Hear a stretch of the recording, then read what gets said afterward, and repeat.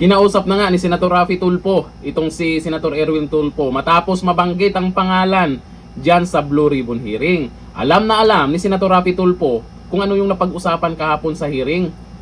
Pa-watching. Ngayon ito, nag-usap sila or kinausap niya ang kapatid niya. Ang tanong, ano yung napag-usapan nila? Tungkol ba sa maletang pera na di umano ay nadilibiran itong si Erwin Tulfo? O tungkol dun sa babae? May nabanggit na babae dyan ha, sa Blue Ribbon hearing ha.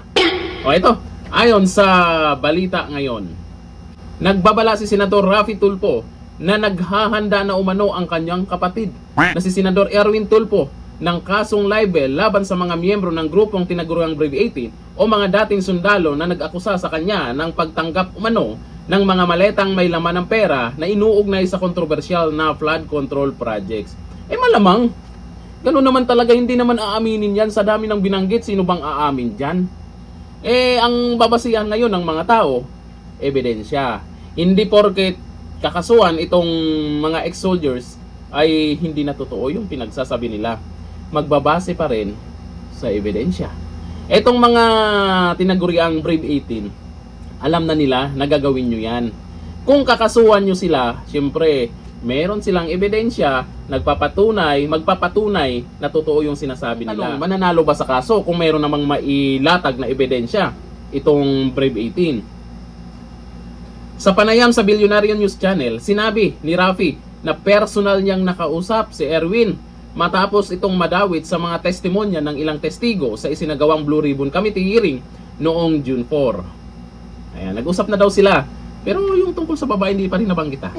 Sa pagdinig, sinabi ni Bernard na 2 beses umano siyang nagatid ng mga maleta sa isang bahay sa Green Hills na inuugnay kay Erwin Tulfo. Grabe, sa Green Hills. Paano kung ang nagpa-deliver si Saldico? Etong nag-deliver, ito yung nagsalita. Tapos itinanggi. Paano kung i-confirm ni Saldico yan? Na nagbigay nga ako dyan kay Tulfo. Bukod dito, may iba pang mga aligasyon inilatag laban sa senador sa parehong pagdinig. Kabilang ang umano'y paghahatid ng mga babae sa ilang hotel para sa isang VIP na pinangalanan ng mga testigo bilang si Tulfo. Ay, eto na.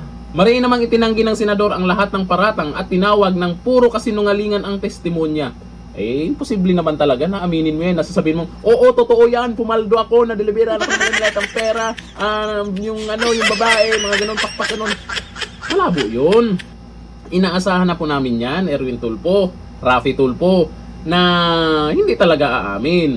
Depende na lang sa mga tao kung kanino maniniwala. Hindi naman namin sinasabing, totoo na talaga yan. Sa galawan po kasi sa Senado, sa galawan po ninyo, pagdududahan talaga kayo na baka nga totoo. Dahil bakit na itong mga nakaraan, mukhang iba-iba na yung mga galawan nyo dyan nung nabalitaang magkakaroon na ng Blue Ribbon hearing. Kung talagang malinis kayo, dapat pumunta din kayo dyan, hinarap nyo yung mga ex-soldiers, harap-harapan kung talagang nagsisinungaling sila. Kayo mismo pwede namang magtanong dyan bilang isang senador. Hindi naman kayo pinagbawalan ni Senate President Cayetano. Pwede kayong magtanong dyan kung bakit naisama kayo at kung ano pa. Bakit mukhang netong nakaraan? Halata talagang takot na takot kayo dito sa nangyayaring investigasyon sa Blue Ribbon Committee. Kaya maraming naniniwala tuloy dito sa mga ex-soldiers. Kaysa sa inyo, pansin nyo naman, yung mga page nyo, pinagtatawanan. Ayon kay Raffy Tulfo, isa sa mga dahilan kung bakit kumpiyansa si Erwin na magsampa ng kaso ay dahil hindi umano saklaw ng parliamentary immunity ang mga testigo sa naturang pagdinig. Baka yan yung dahilan lang. Ang payag na ito ay kaugnay ng nagpapatuloy na bangayan sa Senado matapos ang reorganisasyon ng liderato. Patuloy na iginiit ni Senate President Alan Peter Cayetano na siya na pa rin ang lehitimong Senate President at Senadora Pia Cayetano ang lehitimong chairperson ng Blue Ribbon Committee na nagsagawa ng pagdinig. Correct. Sila pa rin naman talaga. Marami ng mga nagsasabi na illegal yung ginawa ng minority na itong nakaraan. Na sila lang nagdidesisyon dyan. Kulang naman. Pero, paalala, si Senate President Cayetano, para maging legal daw yung ginawa nyo, pwede silang magbigay ng isang senador para sa inyo, para maging 13 na kayo. Kasi 12 lang kayo na itong nakaraan. Di ba? Handa silang magbigay ng isang senador. O di ba? Kabait-bait naman yung mga majority ngayon. Mapagbigyan lang kayo. Sa kabilang panig, kinikilala naman ng grupo ni Gatchalian si Erwin Tulfo bilang chairman ng Blue Ribbon Committee. Syempre, kasama pala dyan. Syempre, kakampi nyo yan. Kaya pala mukhang nataranta sila na itong nakaraan dahil sa Blue Ribbon hearing na yan. Kasi yung pangalan nila nasama dyan. Ito na lang sa mga senador, dyan sa minority. Mag-isip-isip na rin kayo. Kasi yung mga kasama nyo, ay naisama yung pangalan sa mali-maletang pera.